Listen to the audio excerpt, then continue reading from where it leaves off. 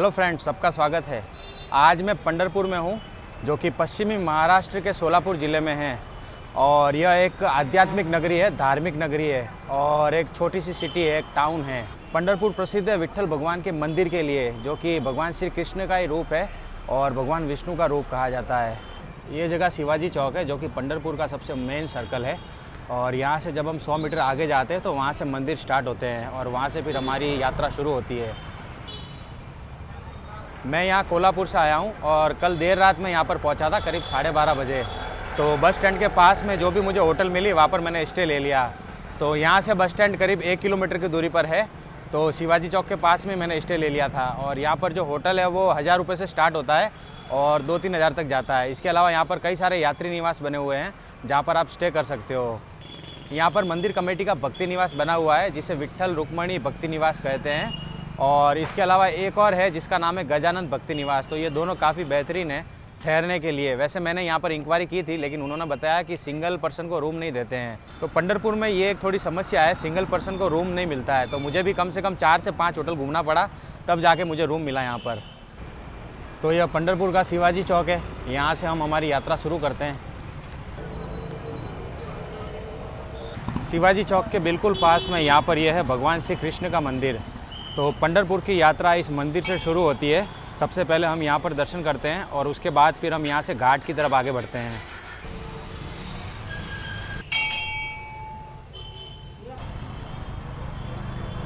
तो ये पूरा मार्केट है मंदिर के सामने और यह पश्चिम द्वार है जहाँ से हम घाट पर जाएंगे।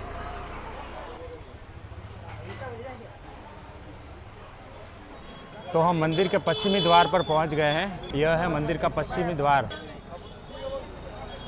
तो मंदिर में हम मोबाइल लेकर नहीं जा सकते, इसलिए यहाँ पर ये मोबाइल लॉकर बना हुआ है। यहाँ पर यह है रुक्मणी द्वार, रुक्मणी गेट, और ये वीआईपी गेट है।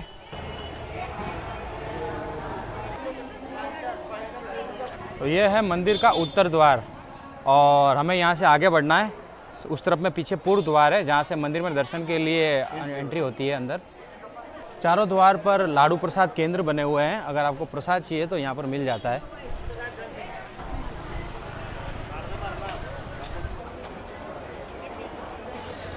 तो यह है मंदिर का पूर्व द्वार, जिसे श्री संत नामदेव महाद्वार कहा जाता है। यहाँ से हमें मंदिर में जाना होता है दर्शन के लिए, लेकिन पहले हम घाट पर जाएंगे, जो कि मंदिर के ठीक सामने की तरफ है।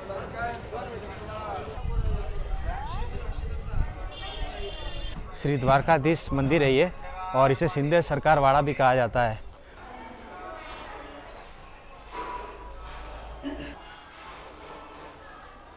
तो द्वारकाधीश मंदिर में हमने दर्शन किए और यह मंदिर 300 वर्ष पुराना है। तो यह है महाद्वार घाट, क्योंकि यहाँ से सीधे हम महाद्वार पर पहुँचते हैं दर्शन के लिए, तो इसीलिए महाद्वार घाट कहा जाता है।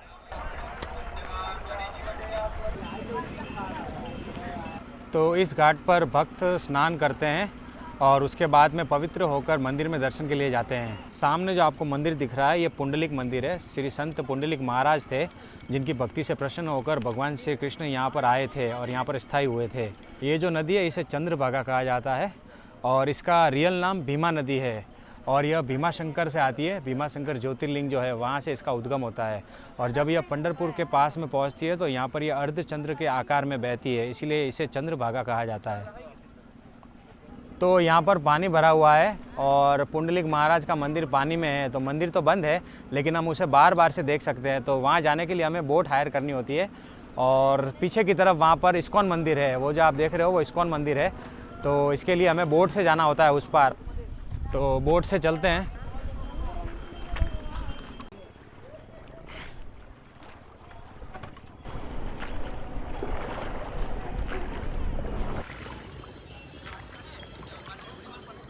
घाट के दूसरी तरफ में इस्कॉन मंदिर है, हम वहाँ पर जाएंगे और बाहर से ही दर्शन करेंगे। उसके बाद में फिर हम पुंडलिक महाराज के दर्शन करेंगे बाहर से।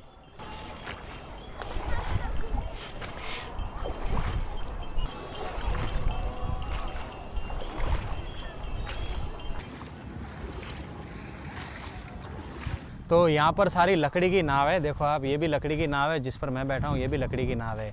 और सारी लकड़ी की ही नाव है। यहाँ पर दूसरी बोट या फैंसी बोट यूज़ नहीं की जाती और इंजन वाली बोट यहाँ पर नहीं चलती है, इसे हाथ से ही चलाया जाता है। तो इसका कारण यह है कि यहाँ के लोकल लोग ऐसा कहते हैं कि जब भगवान पांडुरंग कर्नाटका से यहाँ पर आए थे पुंडलिक महाराज को दर्शन देने के लिए, तब वो वहाँ से लकड़ी की बोट बना कर लाए थे और उस बोट से वो यहाँ पर आए थे और उसके बाद में यहाँ पर वो पुंडलिक महाराज से मिले थे और फिर यहाँ पर स्थायी हो गए थे। तो इसीलिए यहाँ के जो लोकल लोग हैं वो लकड़ी की बोट ही चलाते हैं आज भी। वो लकड़ी का नाव भगवान लेके आया था पांडुरंग, इसलिए हम लकड़ी का नाव सबके सामने सब ले आए। अब उसको इंजन नहीं चलता है, भगवान ने लिख दिया है, वो चांदी का उसका पत्र है उसका। हाँ, और जो ये इतना बोट है ना, वो महादेव कोली बोलते हैं उसको, महादेव कोली। हाँ, इसीलिए उसको कुंडलिक भगवान का और शंकर भगवान का वो पुजारी है सब। कुंडलिक भगवान को देखने को ये रुक्मिणी आई थी पत्थर का नाव लेके। पत्थर का नाव जो है ना, उसका वजन है 45 किलो है।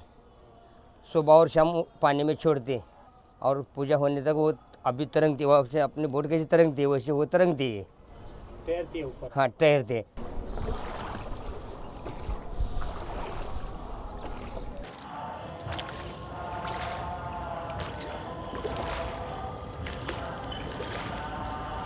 पानी का बहाव इस तरफ में है तो बोट चलाने में काफ़ी दिक्कत हो रही है। मैं कब से देख रहा हूँ इनको बहुत ज़्यादा संघर्ष करना पड़ रहा है इस्कॉन मंदिर की तरफ जाने के लिए। आप एक काम कीजिए, इधर से ही बोट घुमा दीजिए, है ना? नहीं चलेगा, आप घुमा दीजिए। आप कितना, मैं देख रहा हूँ आप थक गए हो। हाँ नहीं चलेगा, उधर तक जाएगा, बहुत टाइम लग जाएगा और आप थक गए हो, बहुत समय लग रहा है। मैं देख रहा हूँ आपको बहुत मेहनत करनी पड़ रही है, इधर से घुमा दो बस। तो यह इस्कॉन मंदिर है, आप बाहर से दर्शन कर लीजिए। और यह जो घाट है मंदिर का, इसे प्रभुपाद घाट कहा जाता है। जो स्वामी प्रभुपाद है उनके नाम पर इसका नाम पड़ा है। टाइम के अपने को बहुत तकलीफ हो जाती है। अभी जाते टाइम अभी कितना जल्दी जा रहे हैं। हाँ, अभी जल्दी जा रहा है, पानी का बहाव ऐसा है ना। हाँ, जितना तो अपना साइकिल फास्ट चलते हैं, हाँ, उतना ये बोट फास्ट चलती है पानी में। सही है सही है। जाते के बाद पानी नीचे जाता है ना, हाँ इसलिए वो जल्दी जल्दी चल रहे हैं। हाँ, और ऊपर आने के बाद अपना हम थक जाते हैं। हाँ, आप थक गए इसीलिए मैंने बोला आप घुमा दो।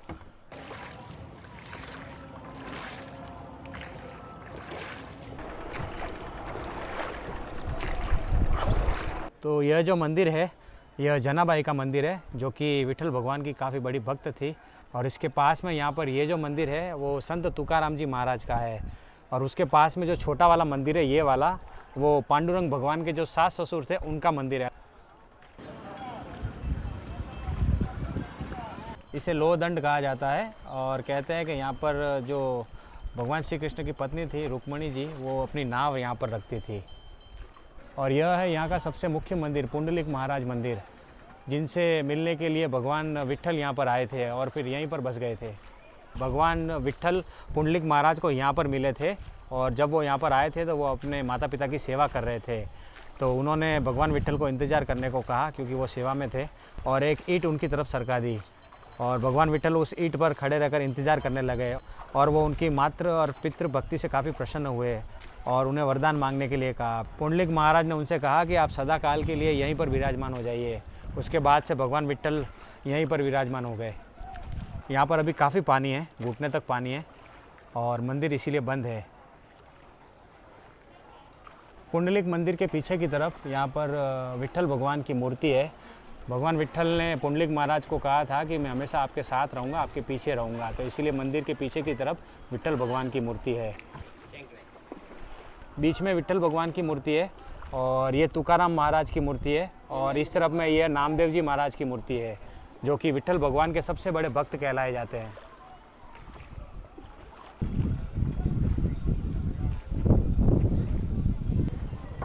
यह आप रखो, बोट वाले को मैं अलग से दूंगा। बोट का मालिक कोई और है, उनको मुझे 200 देने हैं। 200 में मैंने बोटिंग किया था, लेकिन मेरी तरफ से इनको भी मैंने दिया है। काफ़ी मेहनत करते हैं ये सिर्फ बोट चलाते हैं, मालिक कोई और है। चलिए, धन्यवाद।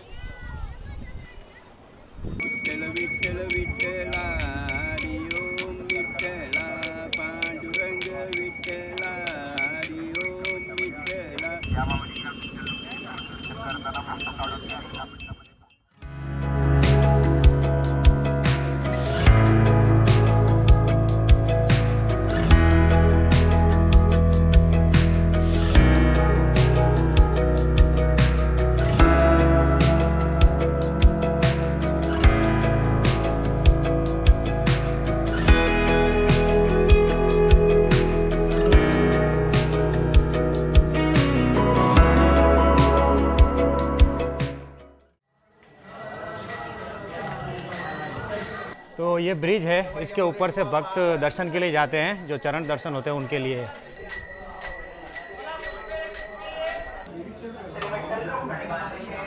तो काफ़ी लंबी लाइन है, देखो आप, जो चरण स्पर्श के लिए दर्शन होते हैं उसके लिए।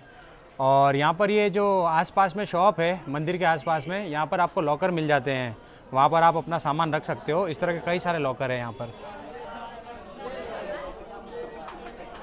तो यहाँ से ये ब्रिज आगे जाता है, आगे 7 मंजिला इमारत है, वहाँ से गुजरते हुए भक्त मंदिर में पहुँचते हैं दर्शन के लिए।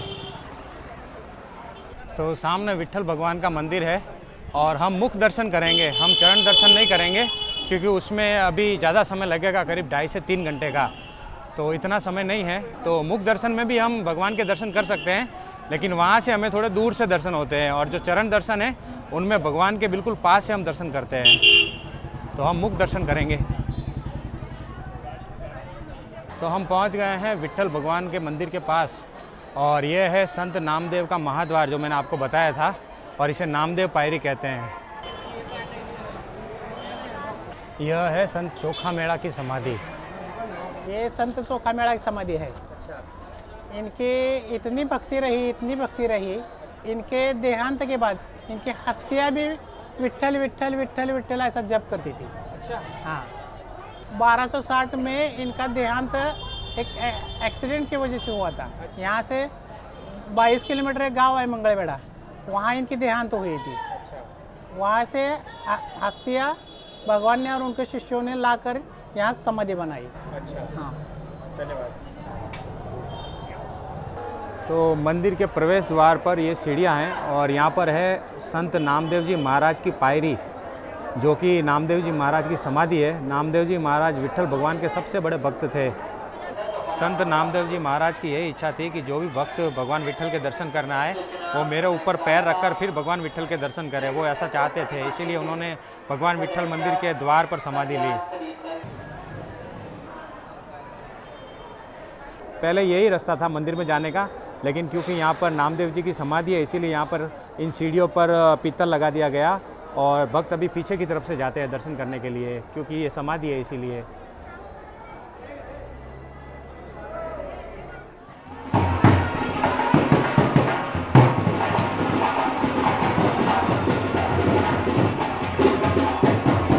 तो मैं मंदिर में दर्शन करके आया, और मैंने मुख दर्शन किए हैं। जो चरण स्पर्श दर्शन होते हैं वो नहीं किए, उसमें काफ़ी समय लगता है, करीब 2.5 से 3 घंटे का भी समय लग रहा है। तो मुख दर्शन मैंने किए हैं, और 15 मिनट में मेरे दर्शन हो गए, काफ़ी अच्छे दर्शन हुए। अंदर जो भगवान विट्ठल का विग्रह है, बिल्कुल अद्भुत मूर्ति है वो, और भगवान विट्ठल अपने दोनों हाथ अपने कमर पर लगाकर खड़े हुए हैं, और बिल्कुल अलग लगता है। तो काफ़ी अच्छा लगा और काफ़ी अच्छे दर्शन हुए।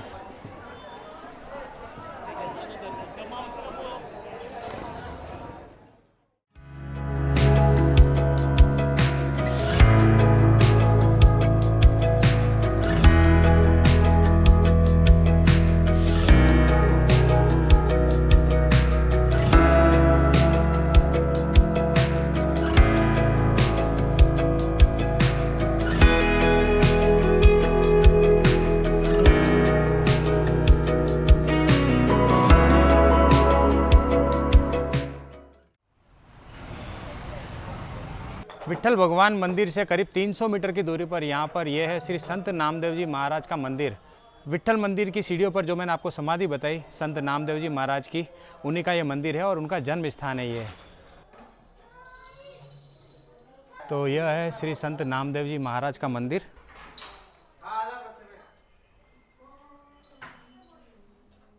जय श्री नामदेव जी, नमस्ते। मैं एकनाथ तुलसीदास महाराज नामदास श्री नामदेव महाराज की 17वीं पीढ़ी में आपकी बात कर रहा हूँ। आप जहाँ खड़े हैं ये नामदेव महाराज का जन्म स्थान है, श्री क्षेत्र पंढरपुर। यहाँ नामदेव महाराज की वास्तु है, यहाँ नामदेव महाराज का जन्म स्थान है। ये नामदेव जी मूर्ति है सामने, उनके पास जनाबी की मूर्ति है। आप ऊपर जाएंगे तो ऊपर केशवराज भगवान नामदेव महाराज के घर में जो भगवान स्वयं इधर आए थे, उनके तेज से जो उत्पन्न मूर्ति हुई वो स्वयंभू मूर्ति ऊपर केशवराज नाम से है। नामदेव महाराज का यहाँ कथा कीर्तन प्रवचन भजन आदि कार्यक्रम चलता है। आप सब नामदेव भक्त जब भी पंढरपुर पधारे या नामदेव जी महाराज का दर्शन, जनाबाई महाराज का दर्शन यहाँ कीजिए। यहाँ सबका स्वागत है, जरूर आइए सब। नामदेव जी के मंदिर में जनाबाई की भी मूर्ति है, जो कि नामदेव जी की दासी थी, उनकी शिष्या थी और वो उनका सारा काम करती थी। तो नामदेव जी के साथ साथ उनको भी भगवान की प्राप्ति हुई थी, तो इसीलिए उनकी भी यहाँ पर मूर्ति है। अभी मैं विट्ठल मंदिर से करीब 1.25 किलोमीटर या 1.5 किलोमीटर की दूरी पर हूँ और यहाँ पर यह है विष्णुपद मंदिर। नीचे यहाँ पर नदी है, चंद्रभागा नदी, और नदी के बीच में मंदिर है विष्णु भगवान का। वहाँ पर विष्णु भगवान की चरण पादुका है, उनके चरण हैं। विष्णु भगवान मंदिर में जाने से पहले यहाँ पर यह एक मंदिर आता है और यहाँ पर जनाबाई को विट्ठल भगवान ने दर्शन दिए थे, वो जगह है ये।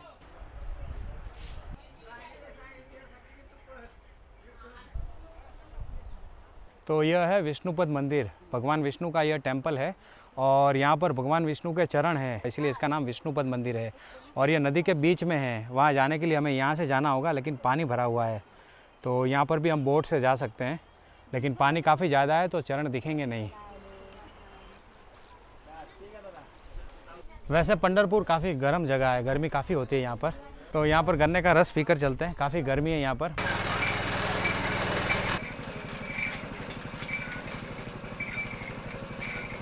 धन्यवाद। शांति मिली मुझे, बहुत गर्मी है यहाँ पर। मुझे लगा था दिवाली आने वाली है, 4-5 दिन बाकी है तो यहाँ पर गर्मी नहीं होगी, थोड़ी कम होगी, लेकिन अभी भी यहाँ बहुत गर्मी है।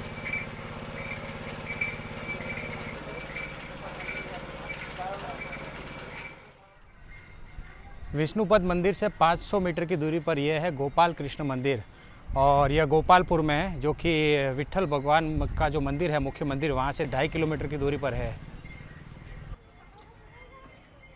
गोपाल कृष्ण मंदिर में जब हम जाते हैं तो यहाँ पर बीच में सीढ़ी पर ये मंदिर आता है और ये है संत दामू शेट्टी महाराज, जो कि श्री नामदेव जी महाराज के पिताश्री है।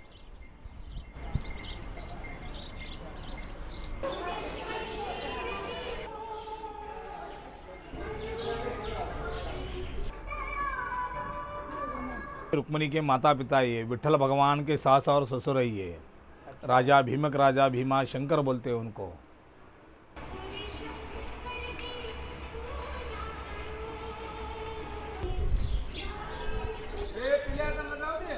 शिव मंदिर के पीछे यह है गोपाल कृष्ण मंदिर, जो कि यहाँ का मुख्य मंदिर है।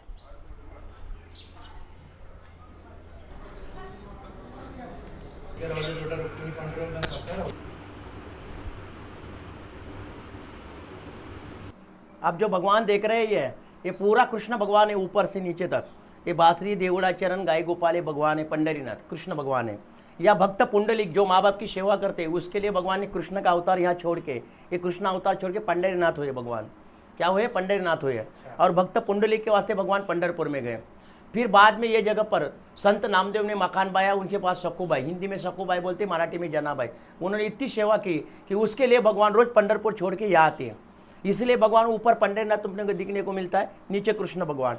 ये जो पंडरीनाथ की जो कोई माला, तुलसी माला पहनते हैं, वो जो लोग हैं वो आलंदी से पंढरपुर, ज्ञानेश्वर, तुकाराम, जो कोई साधु संत है वो पैदल चल के ये यात्रा सफल करते हैं। हर साल में आषाढ़ मास के पूर्णिमा के दिन गुरु पूर्णिमा होते हैं, या इधर जो मटकी फोड़ देते भगवान की, जो मटकी बनाते वो मटकी फोड़ देते सब साधु संत। इसके लिए यहाँ पैदल सब 25 लाख यात्रा हर साल आती है, क्योंकि यहाँ से कृष्ण भगवान पंडरीनाथ होकर पंढरपुर में गए। भगवान को अच्छी तरह से देखो, राधिका, गोपिका, देवड़ा चरण, बांसुरी है और ऊपर पंडरीनाथ है।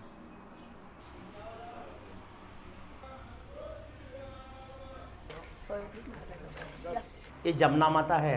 हिंदुस्तान के लोग सखूबाई के नाम से बोलते हैं, मराठी में उसको जनाबाई बोलते हैं।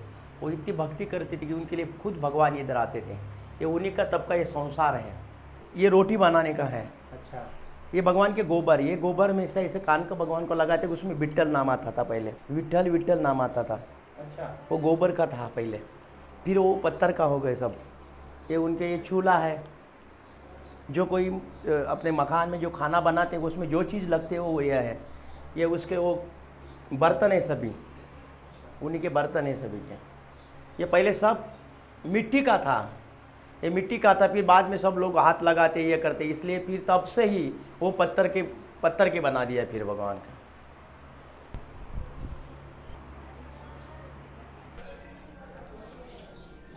ये देखो ये पंडरीनाथ उनको काम गोबर लगाने के लिए इधर आया है। अच्छा। उनको सब काम करने के लिए भगवान आते थे। या वो जो भगवान का जो ये है चक्की है, वो चक्की पीसने को खुद भगवान आता था।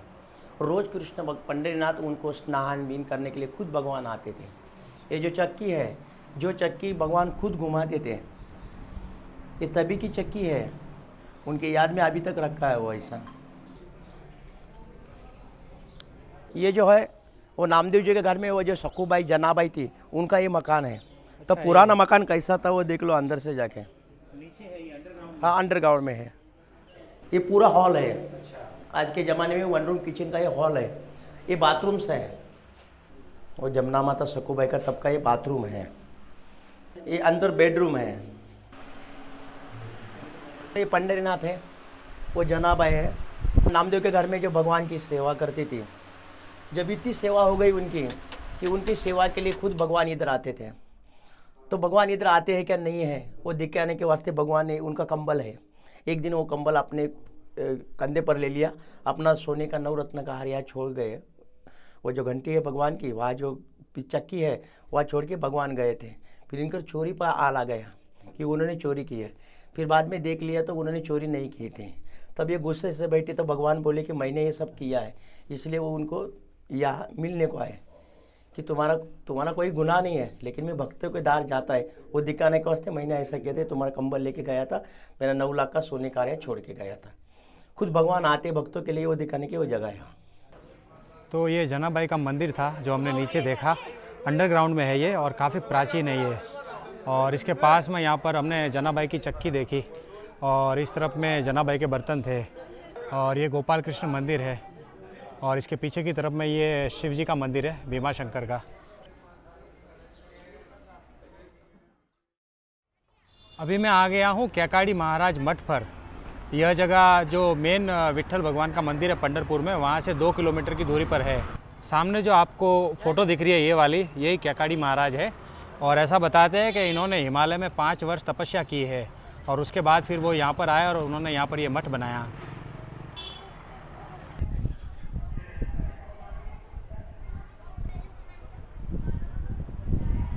तो यहाँ पर लिखा हुआ है इस मंदिर में हज़ारों मूर्तियाँ हैं और उन्हें देखने के लिए कम से कम 2 घंटे का समय लगता है और बहुत ज़्यादा चलना पड़ता है। तो काफ़ी बड़ा मठ है ये और इसे देखने में काफ़ी समय लगता है। तो यहाँ से एंट्री है। इस तरह के यहाँ पर हज़ारों देवी देवताओं की मूर्तियाँ हैं और छोटे छोटे मंदिर बने हुए हैं।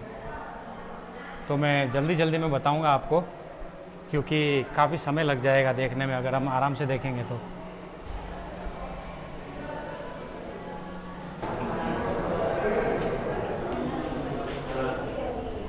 ये कैकाड़ी महाराज है इस तरफ में और ये उनके भाई है। तो यहाँ से मैं बाहर आया हूँ और इस तरफ से हमें आगे बढ़ना है। तो यहाँ पर एक बार जब अंदर घुसते हैं तो हमें पूरा घूमकर ही बाहर आना पड़ता है, दूसरा कोई रास्ता ही नहीं है। तो अब मुझे पूरा अंदर घूमना पड़ेगा।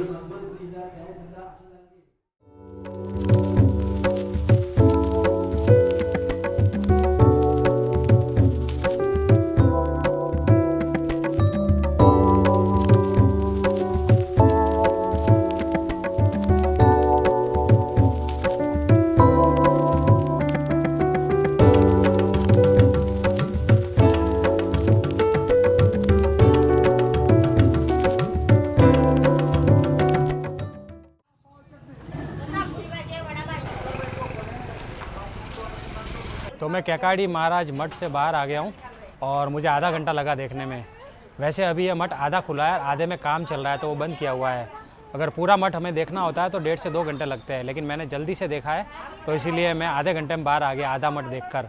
मठ पुराना हो गया है तो अंदर काफ़ी काम चल रहा है, रिनोवेशन वगैरह हो रहा है और अच्छा है मठ। वैसे एक बार आप यहाँ आ सकते हो। तो अभी दोपहर के 3 बज गए हैं और काफ़ी भूख लग रही है, तो यहाँ पर ये स्टॉल है तो कुछ खाते हैं, उसके बाद आगे बढ़ेंगे। तो मैंने यहाँ पर पूरी भाजी की प्लेट मंगवाई है और ये सिर्फ 50 रुपए की प्लेट है। इसमें 4 पूरी है और ये भाजी है, आलू की भाजी। तो गर्मा गर्म पूरी है। सुबह नाश्ता वैसे नहीं किया था मैंने, सिर्फ चाय पी थी आज, तो नाश्ता बाकी था। काफ़ी भूख लग रही है। तो बढ़िया है वैसे, लेकिन महाराष्ट्र में जो सोलापुर कोल्हापुर जो डिस्ट्रिक्ट है वहाँ पर ऑयल ज़्यादा यूज़ करते हैं, ये मुझे पता चल गया। बाकी इनका स्पाइसी होता है खाने का जो भी होता है वो, अच्छा है।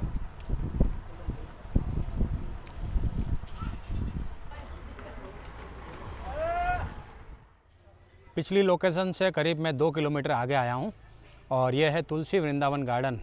तुलसी वृंदावन एक गार्डन है जिसके अंदर में विट्ठल भगवान की बड़ी सी मूर्ति है और 8 जो बड़े संत हुए महाराष्ट्र में उनकी भी मूर्तियाँ हैं और जितने भी संत हुए आज तक महाराष्ट्र में उनकी दीवार पर पेंटिंग्स बनाई हुई है और 8 प्रकार की तुलसी है इसके अंदर में। तो ये टिकट काउंटर है, यहाँ से टिकट लेते हैं, पर पर्सन का 15 रुपये का टिकट है। तो मैं गेट से अंदर आ गया हूँ और जैसे हम अंदर आते हैं सामने यहाँ पर संत ज्ञानेश्वर महाराज की स्टैचू है और इस तरफ में यहाँ पर बोर्ड पर जिनकी मूर्ति है उनके बारे में लिखा हुआ है और इस तरफ में कृष्ण तुलसी लिखा हुआ है। तो यहाँ पर ये कृष्ण तुलसी है इनके आसपास में। इसी तरह से यहाँ पर 8 बड़े संतों की अलग अलग मूर्तियाँ बनी हुई है और उनकी डिटेल लिखी हुई है, वो सब हम देखेंगे। और यहाँ पर ये जो दीवार है इसके ऊपर में आज तक जो संत हुए महाराष्ट्र में उन सभी संतों की पोर्ट्रेट है, मतलब चित्र बनाए हुए हैं संतों के।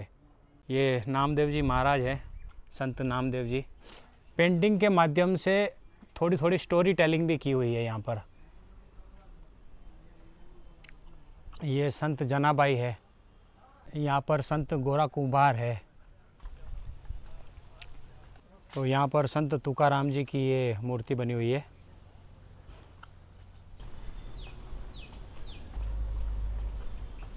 तो यहाँ पर विट्ठल भगवान की बड़ी सी मूर्ति बनी हुई है और काफ़ी सुंदर है ये। और इसके पीछे की तरफ में यहाँ पर ये लेक है, तो ये पद्मावती लेक है और काफ़ी बड़ा है ये। तो मैं यहाँ थोड़ा जल्दी आ गया, अभी 4 बजे हैं और यहाँ पर आने का सही समय है 5:30 से 6 बजे या उसके बाद जब सनसेट का समय होता है तब यहाँ पर काफ़ी अच्छा नज़ारा होता है और लेक काफ़ी सुंदर दिखता है जो मैंने आपको बताया। बाकी यहाँ पर ये फाउंटेन है जो कि रात को चलता है और लाइट शो भी होता है यहाँ पर रात को। तो यहाँ पर शाम के बाद आने का समय अच्छा है, मैं थोड़ा जल्दी आ गया हूँ।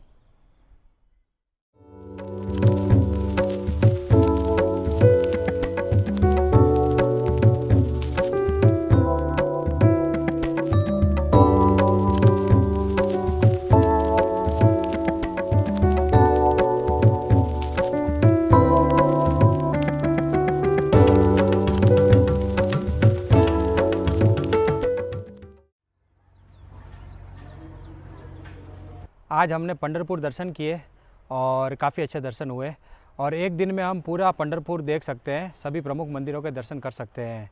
पंढरपुर छोटा सा है, ज़्यादा बड़ा नहीं है, करीब 3 किलोमीटर बाय 4 किलोमीटर में फैला हुआ है। पंढरपुर में रेलवे स्टेशन है लेकिन यहाँ का जो रेलवे स्टेशन है वहाँ पर कनेक्टिविटी ज़्यादा नहीं है। तो अगर आप पंढरपुर आना चाहते हो तो आप सोलापुर आ सकते हो। सोलापुर यहाँ से पास में है, करीब 1-1.5 घंटा लगता है पंढरपुर से। अभी शाम के 5 बजे है तो आज जल्दी ख़त्म हो गया, पंढरपुर के दर्शन जल्दी हो गए सभी जगह, क्योंकि अभी यहाँ पर ज़्यादा भीड़ नहीं है क्योंकि दिवाली 4 दिन बाद है। आषाढ़ी एकादशी के समय यहाँ पर काफ़ी भीड़ होती है और उसके अलावा और भी जो मुख्य त्यौहार होते हैं जब यहाँ पर यात्रा होती है तब काफ़ी भीड़ होती है। तो ये था आज का वीडियो आपको कैसा लगा कमेंट करके बताना और वीडियो पसंद हो तो इसे लाइक करना, शेयर करना और नए हो तो चैनल को सब्सक्राइब कर देना। तो मिलूँगा आपसे अगले वीडियो में, तब तक के लिए bye bye, see you, take care. अपना और अपनों का खास ध्यान रखना। वीडियो पूरा देखने के लिए आपका शुक्रिया, તમારો ખૂબ ખૂબ આભાર। આવજો।